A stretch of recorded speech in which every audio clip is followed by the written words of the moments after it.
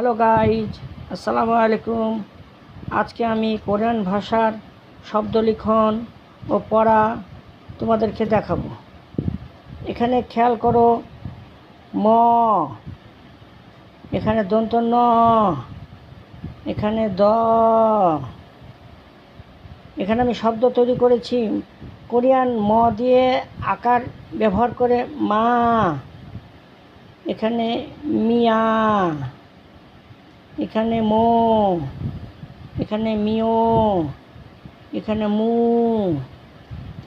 এখানে দন্তন্য ব্যবহার করে আকার ব্যবহার করে না, এখানে দন্তন্য ব্যবহার করে নিয়া, এখানে দন্তন্য ব্যবহার করে ওকার নো, এখানে দন্তন্য ব্যবহার করে ওকার নিও, এখানে দন্তন্য ব্যবহার করে নু, এখানে দা, এখানে দা ব্যবহার দকে ব্যবহার করে আকার দিয়ে দা, এটা দিয়া, এটা দো, এটা দিও, এটা দু।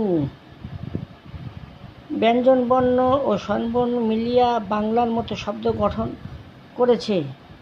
এটা ভালোভাবে তোমরা পড়লেই বুঝতে পারবে। এটা বাংলার মতন ম, দন্ত ন, দ, আকার।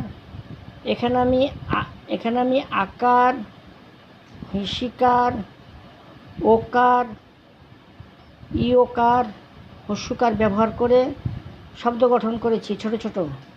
তোমরা এগুলো মুখস্থ করে ফেলবে। আগামী ভিডিওতে আবার দেখা হবে। আসসালামু আলাইকুম।